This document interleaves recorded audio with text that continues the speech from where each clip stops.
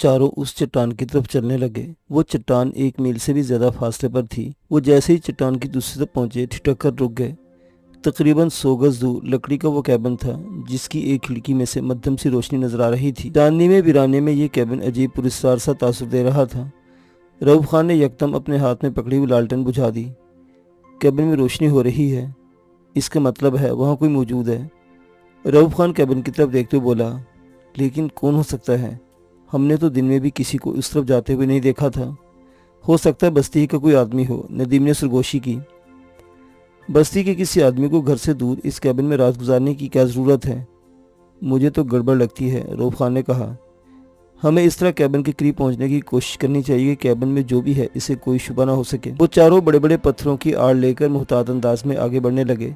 Cabin से तकरीबन 20 गज के फासले पर पहुंचकर वो रुक गए। इन सब की नजरें कैबिन की रोशनी खिड़की पर मरकूज थी। अचानक एक आदमी को खिड़की में देखकर रऊफ खान बुरी तरह चौंक गया। वो लंबा तिरंगा आदमी खिड़की से जरा हटकर खड़ा था और कमरे की मध्यम रोशनी में इसका चेहरा साफ नजर आ रहा था।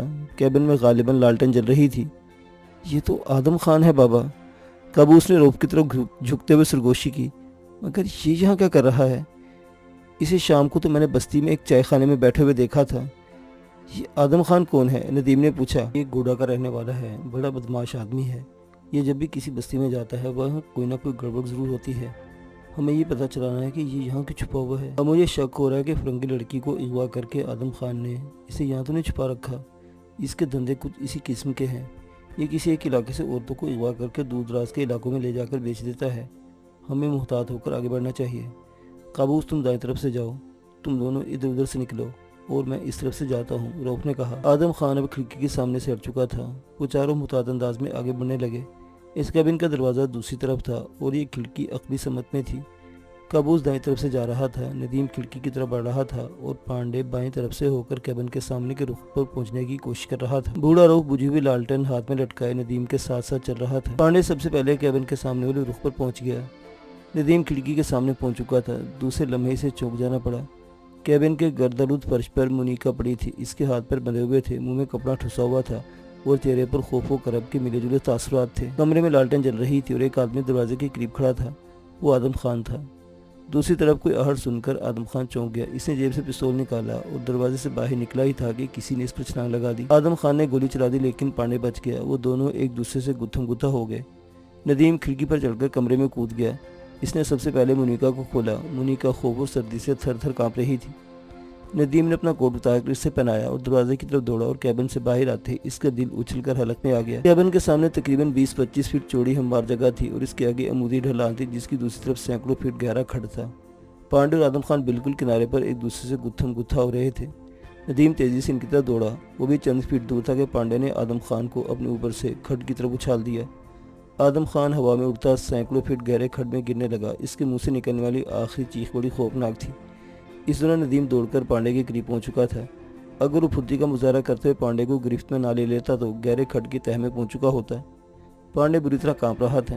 बूढ़ा रऊफ और काबूस खान भी वहां पहुंच चुके थे। वो चारों कैबिन के अंदर आ गए। नदीम का कोट पहने के बावजूद मुनीका सर्दी से थर थर कांप रही थी। रऊफ खान ने अपनी गर्म शाल इस पर डाल दी। ये दरअसल भेड़ की ऊन का बना हुआ धुस्सा था, जिससे मुनीका की सर्दी कुछ कम हो गई। तुम ठीक तो हो मुनीका? इस बदमाश ने तुम्हें कोई नुकसान तो नहीं पहुंचाया? नदीम ने इसके कंधे पर हाथ रखते हुए पूछा। हाँ, मैं ठीक हूँ। अगर तुम लोग ना आते तो मुझे कत्ल कर देता, मुनीका ने जवाब दिया। खौफ की शिद्दत से वो एक बार फिर कांप कर रह गई थी। इसे अपने एक साथी का इंतजार था। उसने कहा था कि इसका साथी जैसे यहाँ पहुंचेगा मुझे कत्ल करके खड्ड में फेंक दिया जाएगा।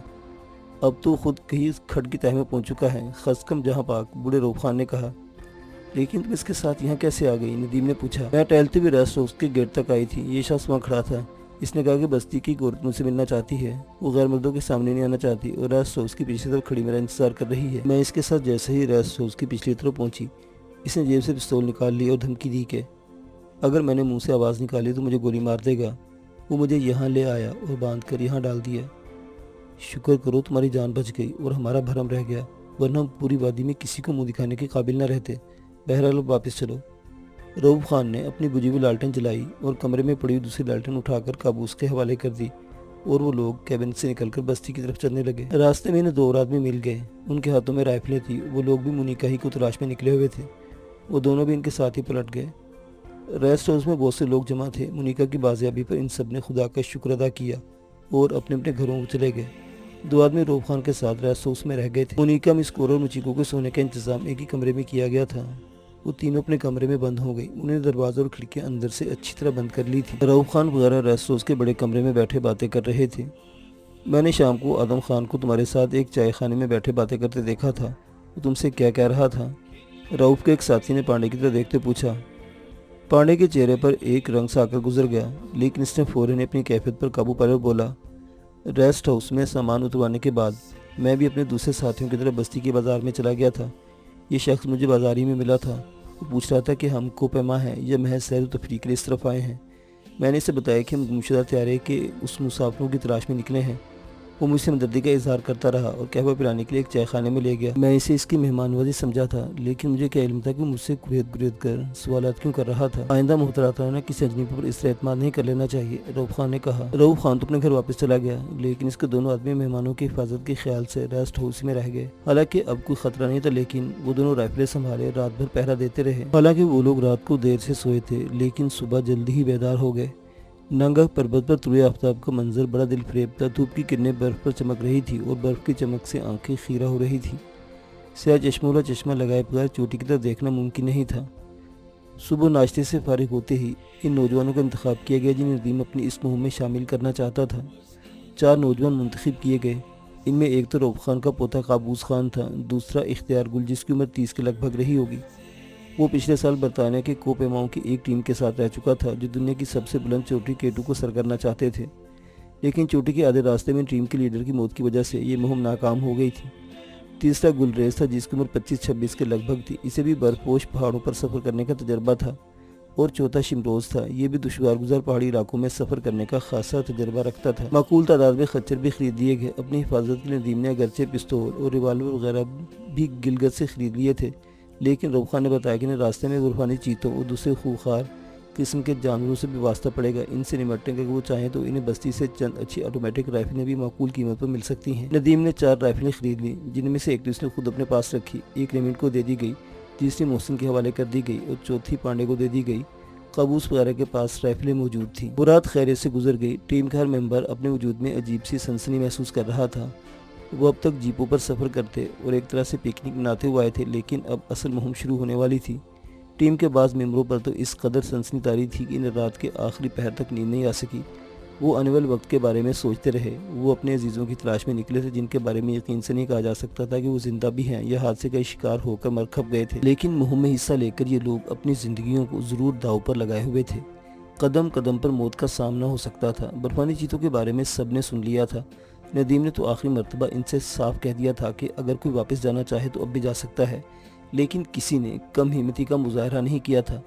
ان سب کے حوصلے بلند تھے۔ مچیکو، مونیکا، مس کورا تو مردوں کے مقابلے میں کچھ زیادہ ہی پرجوش نظر آ رہی تھی۔ رات کو دیر سے سونے کے باوجود طلوع آفتاب سے پہلے سب لوگ جاگ گئے۔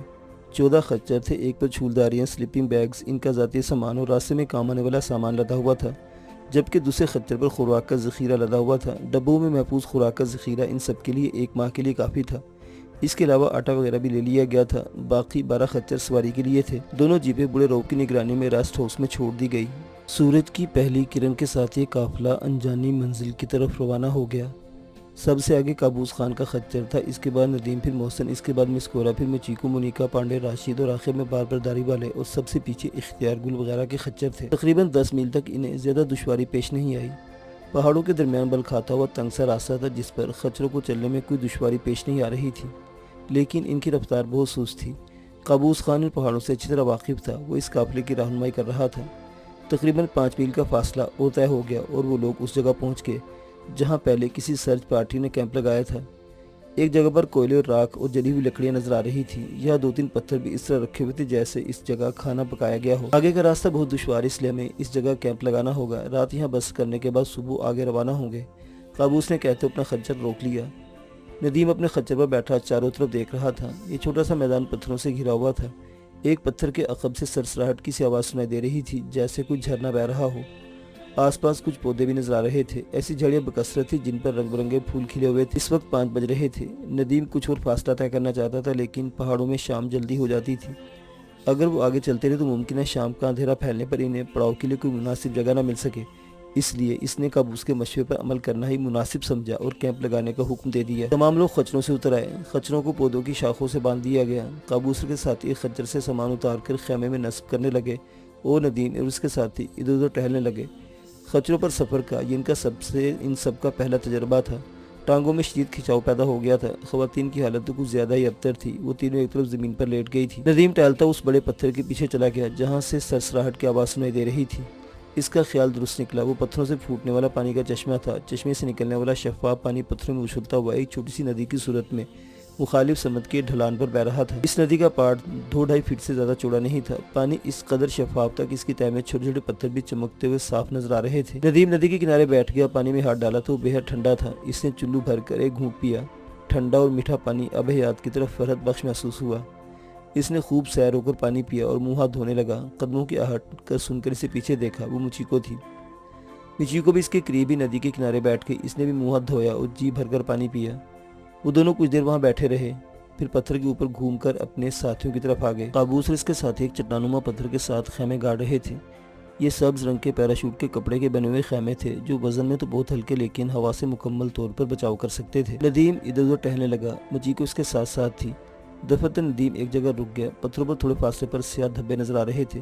وہ جھک کر ان دھبوں کا جائزہ دینے لگا۔ دھبے بالکل سیاہ نہیں تھے بلکہ ان کی رنگت ڈارک میرون تھی۔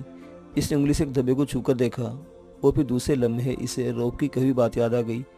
یہ خون کے دھبے تھے اور پہلے آنے والی سرچ پارٹی کے ان آدمیوں کا خون تھا جنہیں برفانی چیتے نے زخمی کیا تھا۔ ندیم نے مڑ کر دیکھا، مچیکو بھی جھکے ہوئے پتھر پر خون کے دھبے کو انگلی سے چھو کر دیکھ رہی تھی۔ بلڈ! مچیکو کے لہجے میں عجیب سی سنسنی تھی۔ ہاں، روب خان نے بتایا تھا کہ ان پہاڑوں میں برفانی چیتے بھی ہوتے ہیں۔ چند روز پہلے ایک چیتے نے حملہ کر کے یہاں کچھ آدمیوں کو زخمی کر دیا تھا۔ یہ دھبے شاید انہی کے خون کے ہیں، ندیم نے بتایا۔ شیر اور چیتے کے منہ کو انسانی خون لگ جائے تو وہ بہت خطرناک ہو جاتے ہیں، مچیکو نے کہا۔ اس کے لہجے میں خوف کی جھلک نمایاں تھی۔ گھبرانے کی ضرورت نہیں، ہمارے پاس رائفلیں موجود ہیں۔ چیتا یا کوئی اور جنگلی جانور ہمارا کچھ نہیں بگاڑ سکتا، ندیم نے جواب دیا۔ وہ ایک بار پھر اپنے ساتھیوں کے پاس واپس آ گئے اور ندیم کا کام جائزہ لینے لگا۔ سورج غروب ہونے سے پہلے خیمے گاڑے جا چکے تھے۔ وہ تعداد میں 12 تھے اور صرف 3 خیمے ہی لگائے گئے تھے۔ ایک خیمہ مونیکا، مس کورا اور مچیکو کے لیے مخصوص تھا، ایک ندیم اس کے مرد ساتھیوں کے لیے، تیسرا خیمہ کابوس خان اس کے ساتھیوں کے لیے تھا۔ شام کا اندھیرا پھیلتے ہی کاربیڈ لیمپ جلا لیے گئے اور لکڑیاں جمع کر کے پتھروں کا چولہا بنا کر کھانا پکانے کی تیاریاں شروع کر دی گئی۔ یہ لوگ اچھی خاصی مقدار میں دمبے کا خشک گوشت ساتھ لے کر آئے تھے۔ اعتبار گل کھانا بھی بہت اچھا پکا لیتا تھا، اس لیے مہم کے دوران یہ ذمہ داری بھی اس کی سپرد کر دی گئی۔ 8 بجے کے لگ بھگ کھانا تیار ہو گیا۔ دسترخوان پر سب نے اکٹھے بیٹھ کر کھانا کھایا، پھر قہوے کا دور چلا۔ قابوس کے ساتھیوں نے خیموں سے ذرا ہٹ کر لکڑیوں کا انبار جمع کر کے الاؤ روشن کر دیا۔ اس الاؤ کے 2 فائدے تھے، آگ کی روشنی سے جنگلی جانوروں کو دور رکھا جا سکتا تھا، اس کے ساتھ ہی سردی سے بھی بچا جا سکتا تھا۔ شام ہوتے ہی سردی بڑھ گئی تھی، پہاڑوں پر برف جمی ہوئی تھی اور اس طرف سے آنے والی ٹھنڈی ہوا جسم میں ٹھٹن سی پیدا کر رہی تھی۔ دن بھر خچروں کے سفر نے انہیں بری طرح تھکا دیا تھا۔ تینوں لڑکیاں تو کھانا کھاتے ہی اپنے خیمے میں سلیپنگ بیگز میں گھس کر سو گئی تھی۔ 10 بجے کے لگ بھگ محسن اور راشد بھی خیمے میں جا کر سو گئے۔ ندیم اور ریمینڈ کابوس اور اختیار گل کے ساتھ آگ کے الاؤ کے سامنے بیٹھے باتیں کرتے رہے، جبکہ گلیز اور شمروز کندھوں پر رائفلیں لٹکائے پہرے پر تھے۔ طے پایا تھا کہ رات کو تمام مرد باری باری پہرا دیں گے۔ پہلے پہرے کی ذمہ داری کابوس کے ساتھیوں نے سنبھال لی تھی۔ 10 بجے کے لگ بھگ ندیم اور ریمنڈ بھی خیمے میں جا کر سو گئے۔ تھکن نے انہیں بھی نڈھال سا کر دیا تھا، وہ بھی سلیپنگ بیگز میں گھستے ہی نیند کی آغوش میں پہنچ گئے۔ صبح ناشتے کے بعد سامان خچروں پر لادا جانے لگا تو ندیم، ریمنڈ اور کابوس نقشہ لے کر بیٹھ گئے۔ یہ وہ نقشہ تھا جس پر سفاری فلیٹ کے راستے کی نشاندہی کی گئی تھی۔ وہ کچھ دیر تک آپس میں مشورے کرتے رہے، پھر قافلہ آگے چل پڑا۔ وہ جیسے جیسے آگے بڑھ رہے تھے راستہ دشوار تر ہوتا جا رہا تھا۔ کبھی تو وہ کسی کھلی وادی میں پہنچ جاتے اور کبھی انہیں نہایت تنگ سی دراڑوں میں سے ہو کر گزرنا پڑ رہا تھا۔ ان کی رفتار بہت سست تھی۔ دوپہر تک وہ صرف چند میل کا فاصلہ ہی طے کر پائے تھے۔ پہاڑی چوٹیاں تو برف سے ڈھکی ہوئی تھی، تاہم نشیبی چٹانوں اور ڈھلانوں پر کہیں کہیں برف جمی ہوئی تھی۔ اس وقت وہ جس راستے سے گزر رہے تھے وہ ایک عمودی چٹان کے دامن میں ایک تنگ سی پگڈنڈی تھی۔ یہ پٹی تقریباً 5 فٹ چوڑی ہوگی۔ اس کے ایک طرف عمودی چٹان تھی، دوسری طرف سینکڑوں نہیں بلکہ ہزاروں فٹ گہرے کھڈ تھے، وہ سب خچروں سے اتر گئے تھے۔ یہ تنگ سا راستہ تقریباً 50 گز طویل تھا۔ اس سے آگے ایک مستطیل میدان تھا، لیکن اس سے تنگ کارنس نما راستے سے خچروں پر بیٹھ کر گزرنا خودکشی کے مترادف تھا۔ اگر کوئی خچر راستے میں بدک گیا تو سوار سمیت ہزاروں فٹ گہرے کھڈ میں گر سکتا تھا اور ایک پگڈنڈی پر لڑکنے کے بعد ظاہر ہے موت کے دامن میں ہی پناہ مل سکتی تھی۔ لہٰذا طے پایا کہ کابوس کے ساتھی پہلے خچروں کو لے جائیں، اس کے بعد باقی لوگ پیدل ہی راستہ طے کریں گے۔ کابوس اور اعتبار گل وغیرہ پہلے خوراک کے ذخیرے، سامان والے اور دوسرے خچروں کو لے گئے۔ 2 اور پھیروں میں 8 اور خچر اس پولیس رات کے اس پار پہنچ گئے۔ 2 خچر رہ گئے تھے۔ اب طے یہ پایا کہ قابوس اور گلریز ان خچروں کو لے کر آگے آگے چلتے رہیں اور ان کے پیچھے لوگ پیدل چلتے ہوئے آئیں گے۔ آخری خچر سے تقریباً 10 گز کا فاصلہ چھوڑ کر یہ لوگ بھی اس راستے پر چل پڑے۔ سب سے آگے ندیم تھا، اس نے اپنے ساتھ مچیکو کا ہاتھ تھام رکھا تھا۔ اس کے بعد دوسرے لوگ تھے اور سب نے ایک دوسرے کے ہاتھ تھام رکھے تھے۔ وہ لوگ چٹان سے چپک کر چل رہے تھے۔ نیچے گہرائی کی طرف دیکھتے مچیکو کو چکر آنے لگے۔ اس نے آنکھیں بند کر لی اور ندیم کا ہاتھ مضبوطی سے تھامے چٹان سے چپک کر چلتی رہی۔ ان کے پیچھے آنے والے بھی کچھ ایسی صورتحال سے دوچار تھے۔ ریمنڈ کو اگرچہ کوہ پیما کا اچھا خاصا تجربہ تھا، لیکن یہاں اس کے بھی پسینے چھوٹ رہے تھے۔ وہ ایک دم مسکورا اور دوسرے محسن کا ہاتھ پکڑے چٹان سے چپکا ہوا چل رہا تھا۔ دفتن وہ خچر کے ہی ننانے کی آواز سن کر چونک گئے۔ ندیم نے آگے دیکھا، دونوں میں سے آگے والا خچر کسی وجہ سے بدک گیا تھا۔ وہ ہی نناتا وہ زور زور سے اگلے سم زمین پر مار رہا تھا۔ اس کے اس طرح پیر مارنے سے چھوٹے چھوٹے پتھر اکھڑ اکھڑ کر کھڈ میں لڑک رہے تھے۔ اس خچر کی لگام گلریز کے ہاتھ میں تھی۔ وہ لگام کو کھینچ کر پچکارتے ہوئے خنجر کو سنبھالنے کی کوشش کر رہا تھا، لیکن خچر ایک دم اچھلا اور پھر پچھلے پیروں پر کھڑے ہو کر اگلے پیر ہوا میں چلانے لگا۔ قابوس خان چٹان کے ساتھ چپکا کھڑا اپنے خچر کو پچکار رہا تھا۔ ذرا اس بات کا ڈر تھا کہ اگر ان دونوں میں سے کوئی خچر مڑ کر پیچھے بھاگا تو ان سب کی زندگیاں خطرے میں پڑ جائیں گی۔ ان سب کے چہروں پر ہوائیاں سی اڑ رہی تھیں۔ وہ لوگ اس راستے کے تقریباً وسط میں تھے۔ دوسرے خچر کے بھی بدکنے کی صورت میں 4-4 5-5 فٹ چوڑے راستے پر بچاؤ کی کوئی ذریعہ نہیں تھا۔ بدکا ہوا اگلا خچر چند سیکنڈ تک اگلے پیر ہوا میں چلاتا رہا اور پھر ایک زور زور سے زمین پر سم مارنے لگا۔ اس طرح اس کی پوزیشن بھی کسی حد تک بدل گئی۔ پوزیشن بدلنے کے ساتھ ہی اس نے اگلا پیر زور سے زمین پر مارا تو کنارے کا ایک تقریباً 1.5-2 فٹ چوڑا پتھر اپنی جگہ سے اکھڑ گیا۔ پتھر اکھڑتے ہی خچر بھی اپنا توازن برقرار نہ رکھ سکا۔ وہ بری طرح ہی نہلا رہا تھا اور کسی جگہ پیر جمانے کی کوشش کر رہا تھا۔ گلریز، قابوس چیخا، اس کی لگام چھوڑ دو۔ گلریز نے لگام چھوڑ دی۔ خچر کے پیروں کے نیچے کنارے کے کچھ اور پتھر اکھڑے۔ خچر عمودی ڈھلان پر لڑکتا ہوا ہزاروں فٹ گہرے کھڈ میں جا گرا۔ تینوں لڑکیوں کے حلق سے خوفناک چیخیں نکل گئی۔ اس خوفناک منظر نے مردوں کے دل بھی دہلا دیے تھے، مگر یہ غنیمت تھا کہ دوسرا خچر اپنی جگہ پرسکون حالت میں کھڑا تھا۔ جس جگہ سے پتھر لڑکتے وہاں سے راستہ کچھ اور تنگ ہو گیا تھا۔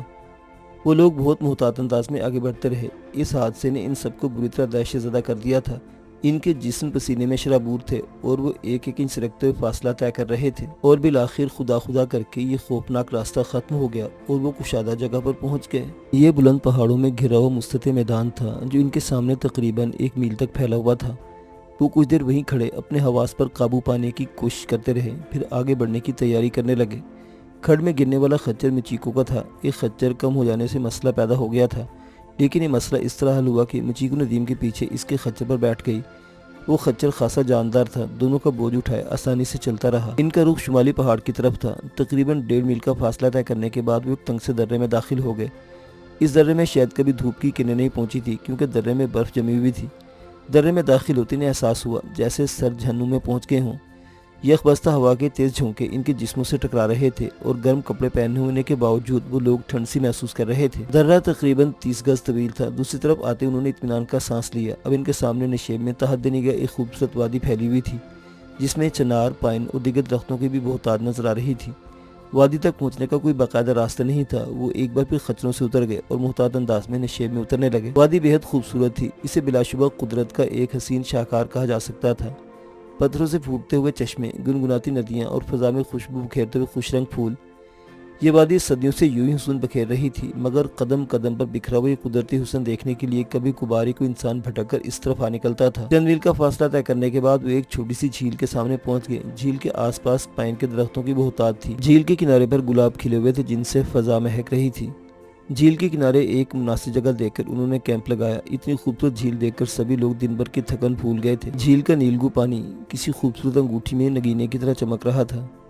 جھیل کے شفاف پانی میں ٹوٹ مچھلیوں کے جھنڈ تیرتے ہوئے نظر آ رہے تھے، لیکن ان کے سامان میں مچھلی کے شکار کا سامان شامل نہیں تھا۔ تم لوگ رات کے کھانے میں مچھلی کھانا چاہتے ہو؟ بہت لذیذ ہوتی ہے ٹوٹ فش، قابوس نے باری باری ان کی طرف دیکھتے ہوئے کہا۔ لیکن فشنگ راڈ یا ایسی کوئی چیز ہمارے پاس نہیں، مچھلی کیسے پکڑیں گے؟ ندیم نے کہا۔ یہ کام تو مجھ پر چھوڑ دو، قابوس نے مسکراتے ہوئے کہا۔ چند منٹ میں تمہارے سامنے مچھلیوں کا ڈھیر لگا دوں گا۔ قابوس درختوں کی طرف چلا گیا۔ کچھ دیر بعد جب وہ لوٹا تو اس کے ہاتھ میں تقریباً 2 گز لمبی ایک لکڑی تھی اور وہ چاقو سے لکڑی کا ایک سرا تراش رہا تھا۔ लकड़ी के सिरे को नोकदार गोलाई में तराशने के बाद इसने चाकू बंद करके जेब में रख लिया और लंबी लकड़ी को भाले की तरह पकड़कर झील के किनारे पर आ गया। लातादार ट्राउट मछलियां झील के किनारे के साथ साथ पानी की सतह से तकरीबन 1-1.5 फीट नीचे तैर रही थी। कबूस लकड़ी हाथ में लिए एक मछली पर नजर जमाए रहा, जिसका हाथ तेजी से हरकत में आया। लकड़ी का नोकदार सिरा पानी की सतह चीरता हुआ अंदर चला गया और जब लकड़ी पानी से बाहर आई तो इसमें एक मछली पिरोई हुई थी। कबूस ने मुस्कुराती नजरों से दूसरों की तरफ देखा, फिर मछली लकड़ी की नोक से निकालकर घास पर फेंक दी और दोबारा झील में तैरती मछलियों को ताकने लगा।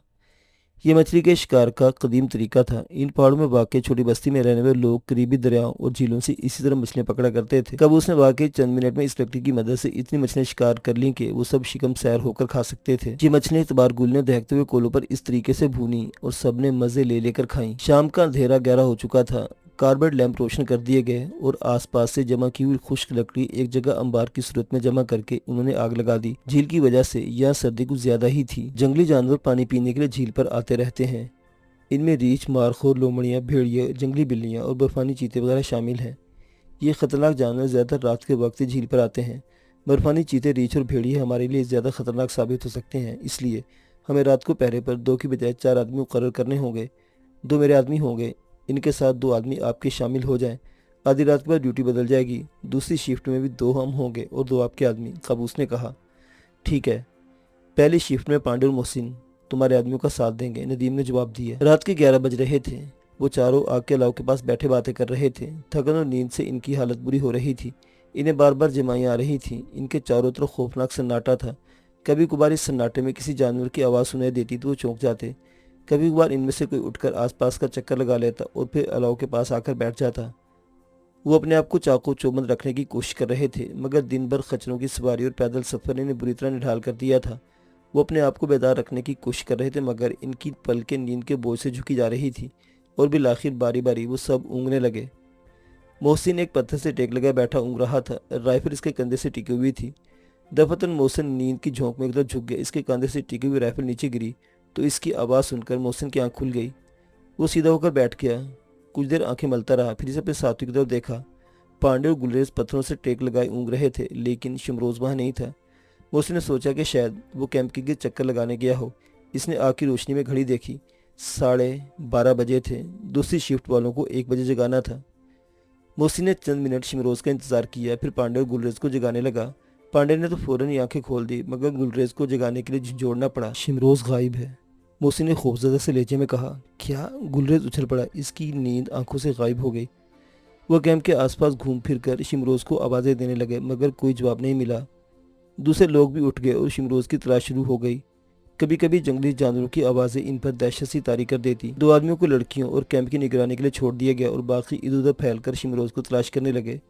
नदीम और काबूस एक साथ थे। कैंप से तकरीबन 1 फरलांग के फासले पर शिमरोज इन्हें झाड़ू में पड़ा मिल गया, मगर इसे देखकर नदीम का दिल उछलकर हलक में आ गया। शिमरोज मर चुका था। इसका नरखा उधड़ा हुआ था और इसके आसपास झाड़ियों में खून बिखरा हुआ था। सब लोग वहां पहुंच गए और फटी फटी नजरों से शिमरोज की लाश देख रहे थे। सबके चेहरों पर दहशत नुमाया थी। काबूस की हालत तो कुछ अजीब सी हो रही थी। वो पलके झपके बगैर झाड़ू में पड़ी हुई लाश देख रहा था। इसका नरखा उधड़ा हुआ था, चेहरे पर गहरी खराशें थी और एक आंख का डेला हल्के से निकलकर रुखसार पर लटक रहा था। उधड़ा हुआ नरखा और चेहरे की गहरी खराशों को देखकर साफ जाहिर हो रहा था कि किसी खूंखार जंगली दरिंदे ने काम किया है। सबके जहन में बेक वक्त बर्फानी चीते का ख्याल उभरा, लेकिन नदीम को हैरत थी कि अगर चीते ने शिमरोज पर हमला किया था तो इसका नरखा उधेड़ने, चेहरे पर नुकीले पंजों से खराशें डालने पर ही इक्तफा क्यों किया था। चीते को इसका पूरा नरखा उधेड़ देना चाहिए था, जबकि चेहरे और गर्दन के अलावा जिस्म के किसी हिस्से पर खराश नहीं थी। नदीम के जहन में एक और ख्याल उभरा। शिमरोज गालिबन गलती से कैंप से इतनी दूर निकल आया था। बर्फानी चीता शायद घात लगाए बैठा था। इसने शिमरोज पर हमला कर दिया और पहले हमले में इसका नरखा उधेड़ दिया। इसके नुकीले पंजों से चेहरे पर भी गहरी खराशी आ गई, लेकिन सवाल ये पैदा होता था कि चीता लाश को मजीद कोई नुकसान पहुंचाए बगैर कैसे चला गया। शिमरोज की राइफल भी लाश की करीबी झाड़ियों में पड़ी मिली। एक आदमी ने राइफल उठा ली और कुछ ने मिलकर शिमरोज की लाश उठाई और इसे कैंप में ले आए। मिचीको वगैरह को भी शिमरोज के बारे में सब कुछ मालूम हो चुका था। इन तीनों के चेहरे खौफ से पीले पड़ गए थे। शायद वो पछता रही थी कि इस मुहिम में शामिल होकर उन्होंने अपनी ज़िंदगी खतरे में क्यों डाली थी। सबसे पहले मुनीका को अगवा किया गया, फिर एक खच्चर हादसे का शिकार हो गया और इनका एक साथी शिमरोज किसी खूंखार जंगली दरिंदे के हाथों अपनी ज़िंदगी से हाथ धो बैठा। कल किसी और की बारी आ सकती थी। बहरहाल मिचीको के ख्याल में इस मुहिम की इब्तदा अच्छी नहीं हुई थी। वो गुमशुदा तैयारे के मुसाफिरों की तलाश में निकले थे और अब खुद मौत के हसार में फंस गए थे। وہ رات بھر جاگتے رہے اور ایک لاش کی موجودگی میں کسی کو نیند کیسے آ سکتی تھی۔ موت کا خوف سب کے ذہنوں پر طاری تھا۔ انجانی موت ویران پہاڑیوں میں کسی بھی روپ میں آ سکتی تھی۔ صبح طلوع آفتاب سے پہلے شمروز کو جھیل کے کنارے دفن کر دیا گیا۔ اس کے لیے فاتحہ پڑی گئی اور غالباً شمروز کی قبر پر پہلی اور آخری فاتحہ خوانی تھی۔ اس کے بعد کون ادھر آئے گا اور کون فاتحہ پڑے گا؟ ممکن ہے چند روز بعد بارش سے اس کی قبر کا نشان مٹ جائے اور بعد میں آنے والوں کو پتہ نہ چل سکے کہ یہاں کوئی قبر بھی تھی۔ سورج طلوع ہونے کے بعد جب ان کے جسموں میں دھوپ سے کچھ حرارت پیدا ہو گئی تو وہ آگے روانہ ہو گئے۔ انہیں جھیل کے اوپر سے ایک طویل چکر کاٹ کر جانا پڑا تھا۔ جھیل کی دوسری طرف ایک بار پھر چڑھائی شروع ہو گئی تھی۔ وہ مسلسل بلندی کی طرف جا رہے تھے۔ تقریباً 5 میل کا فاصلہ طے کرنے کے بعد وہ ایک ایسی جگہ پہنچ گئے جہاں مستطیل میدان اچانک ہی ختم ہو گیا تھا۔ اس سے آگے بالکل عمودی ڈھلان تھی۔ تقریباً 90 درجے زاویے کے اس ڈھلان سے اترنا ناممکن نہیں تھا۔ یہ ڈھلان تقریباً 100 فٹ گہری تھی اور دوسری طرف 300 فٹ کے فاصلے پر دوسری چٹان تھی۔ دونوں چٹانوں کے بیچوں بیچ ایک بہت بڑے نالے کی صورت میں پانی بہہ رہا تھا۔ پہاڑوں پر جمی ہوئی برف ابھی پوری طرح پگھلنی شروع نہیں ہوئی تھی۔ جب برف پگھلتی ہوگی تو نالا دریا کی صورت اختیار کر لیتا ہوگا۔ ممکن ان کے سامنے اس وقت سب سے بڑا مسئلہ یہ تھا کہ اس تقریباً 300 فٹ چوڑے اور 100 فٹ گہرے کھڈ کو عبور کس طرح کیا جائے۔ دائیں بائیں دور دور تک ڈھلان پر اترنے کے لیے کوئی پگڈنڈی یا کوئی راستہ نظر نہیں آ رہا تھا۔ میرا خیال ہے میں دائیں طرف چلنا چاہیے، شاید نیچے اترنے کا کوئی راستہ مل جائے، قابوس نے کہا۔ کسی طرف تو جانا ہی پڑے گا، ندیم نے جواب دیا۔ وہ چٹان کے کنارے کے ساتھ ساتھ دائیں طرف چلنے لگے۔ تقریباً 3 میل کا فاصلہ طے کرنے کے بعد انہیں رسوں کا ایک پل نظر آ گیا۔ یہ پل تقریباً 4 فٹ چوڑا تھا۔ رسوں کے جال پر لکڑی کے تختے بچھے ہوئے تھے۔ دونوں اطراف بھی حفاظتی ریلنگ کی طرح رسوں کے جال بنے ہوئے تھے۔ ممکن ہے یہ پل کسی زمانے میں باقاعدہ گزرگاہ رہا ہو، لیکن اب اس کی حالت بتا رہی تھی کہ عرصے سے استعمال نہیں ہوا اور اس کی دیکھ بھال بھی نہیں ہو رہی تھی۔ رسے بہت خستہ حالت میں نظر آ رہے تھے اور لکڑی کے بعض تختے بھی بہت خستہ حالت میں دکھائی دے رہے تھے، لیکن بہرحال انہیں اس پل سے 200-300 فٹ طویل کھڈ عبور کرنا تھا جو ان دونوں چٹانوں کے درمیان حائل تھا۔ یہ پل خاصا کمزور نظر آ رہا ہے، ہمیں ایک ایک کر کے جانا ہوگا کیونکہ ہو سکتا ہے یہ زیادہ وزن برداشت نہ کر سکے، ندیم نے پل کا جائزہ لیتے ہوئے کہا۔ ٹھیک ہے، سب سے پہلے میں جاتا ہوں، اعتبار گل نے کہا۔ اعتبار گل نے خوراک کے ذخیرے والے خچر کی لگام اپنے خچر کی کاٹھی سے باندھ لی اور اپنے خچر کی لگام پکڑ کر پل پر قدم رکھ دیا اور آہستہ آہستہ آگے بڑھنے لگا۔ وہ جیسے جیسے آگے بڑھ رہا تھا اس کے اور خچروں کے بوجھ سے پل ہلنے لگا تھا۔ اعتبار گل اپنے خچر کی لگام پکڑے بڑی احتیاط سے آگے بڑھ رہا تھا۔ باقی سب لوگ کنارے پر کھڑے سانس روکے اسے دیکھ رہے تھے۔